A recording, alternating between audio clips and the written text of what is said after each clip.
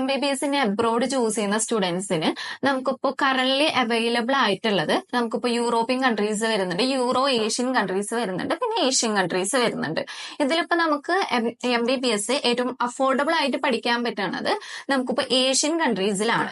ഇപ്പൊ നമുക്ക് ഏഷ്യൻ കൺട്രീസിൽ തന്നെ നോക്കുമ്പോൾ വൺ ഓഫ് ദ ബെസ്റ്റ് കൺട്രിയും പിന്നെ അതുപോലെ തന്നെ ഏറ്റവും കൂടുതലും മലയാളി സ്റ്റുഡൻസ് പഠിക്കുന്നതുമായ ഒരു കൺട്രിയാണ് നമ്മുടെ ഉസ്ബെക്കിസ്ഥാൻ എന്ന് പറയുന്നത്. നമുക്കിപ്പോ ഉസ്ബെക്കിസ്ഥാൻ നോക്കുകയാണെന്നുണ്ടെങ്കിൽ നമുക്കിപ്പോ നിരവധി പ്രൈവറ്റ് യൂണിവേഴ്സിറ്റീസും പിന്നെ അതുപോലെ തന്നെ ഗവൺമെന്റ് യൂണിവേഴ്സിറ്റീസും കറന്റ് അവൈലബിൾ ആണ്. നമുക്കിപ്പോ ഏറ്റവും കൂടുതൽ മലയാളി സ്റ്റുഡൻസ് പഠിക്കുന്ന ഉസ്ബെക്കിസ്ഥാനിലെ ഒരു യൂണിവേഴ്സിറ്റിയാണ് Fergana institute of public health എന്ന് പറയുന്നത്. 2021 നവംബർ 18 നിലവിൽ വന്നിട്ടുള്ള നമ്മുടെ NMCയുടെ ഗസറ്റിൽ വരുന്ന കുറച്ച് നോംസ് ഉണ്ട്. അതെല്ലാം സാറ്റിസ്ഫൈ ചെയ്യുന്ന ഒരു കൺട്രി തന്നെയാണ് നമ്മുടെ ഉസ്ബെക്കിസ്ഥാൻ എന്ന് പറയുന്നത്. അപ്പൊ നമുക്ക് അത് വെച്ച് നോക്കുകയാണെന്നുണ്ടെങ്കിൽ നമുക്ക് ഫസ്റ്റ് പറയുന്നതാണ് 54 മാസത്തെ ഡ്യൂറേഷൻ ആയിരിക്കണം എന്നുള്ളത്. നമുക്കിപ്പോ ഉസ്ബെക്കിസ്ഥാനിലെ കാര്യം നോക്കുമ്പോൾ നമുക്ക് അവിടെ കോഴ്സ് ഡ്യൂറേഷൻ വരുന്നത് 5 years ആണ്, പ്ലസ് 1 year ഇന്റേൺഷിപ്പ്. അങ്ങനെയാണ് നമുക്ക് അവിടുത്തെ കോഴ്സിന്റെ ഒരു ഡ്യൂറേഷൻ വരുന്നത്. സെക്കൻഡ് നമുക്ക് വരുന്നത് മീഡിയം ഓഫ് ഇൻസ്ട്രക്ഷൻ ഇംഗ്ലീഷ് ആണ്. പിന്നെ അതുപോലെ തന്നെ നമുക്കിപ്പോ നമ്മൾ ഏതൊരു യൂണിവേഴ്സിറ്റിയിൽ പഠിക്കുകയാണെന്നുണ്ടെങ്കിലും ഉസ്ബെക്കിസ്ഥാനിൽ നമുക്ക് ആ ഒരു യൂണിവേഴ്സിറ്റിയിൽ തന്നെ നിങ്ങളുടെ ആ ഒരു കോഴ്സിന് ശേഷം നിങ്ങളുടെ ഇന്റേൺഷിപ്പും 1 year ഇന്റേൺഷിപ്പും നിങ്ങൾക്ക് ആ ഒരു യൂണിവേഴ്സിറ്റിയിൽ തന്നെ കംപ്ലീറ്റ് ചെയ്യാവുന്നതാണ്. ഇതൊന്നും കൂടാതെ നമുക്കിപ്പോ രജിസ്ട്രേഷനും അവൈലബിൾ ആണ് നമുക്ക് ഉസ്ബെക്കിസ്ഥാനിൽ.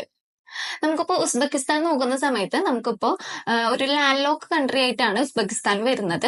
നമുക്കിപ്പോ ബോർഡർ കൺട്രീസ് ആയിട്ട് വരുന്നത് കസാഖിസ്ഥാൻ, കിർഗിസ്ഥാൻ, പിന്നെ അതുപോലെ തന്നെ അഫ്ഗാനിസ്ഥാൻ തുടങ്ങിയ കൺട്രീസ് തന്നെയാണ്. അതുകൊണ്ട് തന്നെ നമുക്കിപ്പോ ക്രൈം റേഷ്യോ കുറഞ്ഞതും ഏറ്റവും കൂടുതൽ പബ്ലിക് സേഫ്റ്റിയും കൂടിയുള്ള ഒരു കൺട്രിയാണ് നമ്മുടെ ഉസ്ബെക്കിസ്ഥാൻ എന്ന് പറയുന്നത്. നമുക്കിനിയിപ്പോ നെക്സ്റ്റ് ട്രാവലിംഗ് ഓപ്ഷൻസ് നോക്കാം. ട്രാവലിംഗ് ഓപ്ഷൻസ് നോക്കുന്ന സമയത്ത് നമുക്കിപ്പോ കേരളത്തിൽ നിന്ന് 2 വേ ആണ് നമുക്ക് വരുന്നത്. ഫസ്റ്റ് നമുക്ക് നോക്കുന്ന സമയത്ത് നമുക്ക് കേരള ടു ഡൽഹി, ഡൽഹി ടു ടഷ്കന്റ് അങ്ങനെയാണ് വരുന്നത്. ഇതിലിപ്പോ നമുക്ക് ടഷ്കന്റ് എന്ന് പറയുമ്പോൾ ഉസ്ബെക്കിസ്ഥാന്റെ ക്യാപിറ്റൽ സിറ്റി ആണ് വരുന്നത്. കൂടാതെ നമുക്കിപ്പോ ഉസ്ബെക്കിസ്ഥാനിൽ തന്നെ നമുക്ക് ഏറ്റവും കൂടുതൽ പോപ്പുലേഷൻ ഉള്ള ഒരു സിറ്റിയും കൂടിയാണ് നമ്മുടെ ടഷ്കന്റ് എന്ന് പറയുന്നത്. പിന്നെ നമുക്ക് നെക്സ്റ്റ് പോപ്പുലേഷൻ ഉള്ള ഒരു സിറ്റി നോക്കുകയാണെന്നുണ്ടെങ്കിൽ നമ്മുടെ ഫർഗാനയാണ്. ഫർഗാന സിറ്റിയിലാണ് നെക്സ്റ്റ് ഏറ്റവും കൂടുതൽ പോപ്പുലേഷൻ വരുന്നത്. ഇപ്പൊ ഫസ്റ്റ് വേ നമ്മൾ പറഞ്ഞല്ലോ, ഫസ്റ്റ് നമുക്കിപ്പോ കേരള ടു ഡൽഹി, ഡൽഹി ടു ടഷ്കന്റ്. നമുക്കിപ്പോ സെക്കൻഡ് വേ നോക്കുകയാണെന്നുണ്ടെങ്കിൽ നമുക്ക് കേരളത്തിൽ നിന്നും ഡയറക്റ്റ് മിഡിൽ ഈസ്റ്റ് വഴി നമുക്കിപ്പോ ടഷ്കന്റിൽ എത്തിച്ചേരാൻ പറ്റും. അല്ലെങ്കിൽ പിന്നെ നമുക്കിപ്പോ നമ്മൾ ചൂസ് ചെയ്തിട്ടുള്ള ആ ഒരു യൂണിവേഴ്സിറ്റി പ്ലേസ് ചെയ്യുന്ന ആ ഒരു സിറ്റിയിൽ നിയർ ബൈ ആയിട്ട് വരുന്ന എയർപോർട്ടിലേക്ക് നമുക്കിപ്പോ മിഡിൽ ഈസ്റ്റ് വഴി നമുക്ക് ഡയറക്റ്റ് ട്രാവൽ ചെയ്യാവുന്നതുമാണ്. നമുക്കിപ്പോ ട്രാവലിംഗ് ടൈം നോക്കുന്ന സമയത്ത് ഡൽഹി ടു ടഷ്കന്റ് ആ ഒരു വേ ആണ് നമ്മൾ ചൂസ് ചെയ്യുന്നുണ്ടെങ്കിൽ നമുക്കൊരു അപ്രോക്സിമേറ്റ്ലി ഒരു 4 hours ആയിരിക്കും നമുക്ക് ടൈം വരുന്നത്.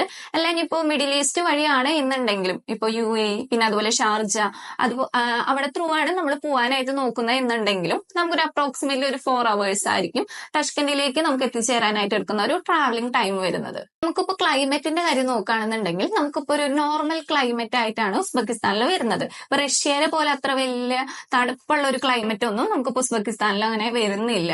പിന്നെ ഇപ്പൊ നമുക്ക് MBBSന് അഡ്മിഷൻസ് ഉസ്ബെക്കിസ്ഥാനിൽ നോക്കുന്ന സമയത്ത് നമുക്കിപ്പോ സ്റ്റുഡന്റ് സ്റ്റാഫ് റേഷ്യോ പിന്നെ അതുപോലെ തന്നെ നമുക്കിപ്പോ ഇന്റർനാഷണൽ ഫാക്കൽറ്റീസ് അവൈലബിൾ ആണോ തുടങ്ങിയ കാര്യങ്ങളെല്ലാം നമ്മൾ ചെക്ക് ചെയ്യുമല്ലോ. അപ്പൊ നമുക്ക് ഉസ്ബെക്കിസ്ഥാനിൽ കറന്റ് ഇന്റർനാഷണൽ ഫാക്കൽറ്റീസ് അവൈലബിൾ ആയിട്ടുള്ള പിന്നെ അതുപോലെ തന്നെ നമുക്ക് ഇൻസൈഡ് ക്യാമ്പസിൽ ഹോസ്റ്റൽസ് അവൈലബിൾ ആയിട്ടുള്ള യൂണിവേഴ്സിറ്റീസ് നമുക്ക് ഉസ്ബെക്കിസ്ഥാനിൽ അവൈലബിൾ ആണ്.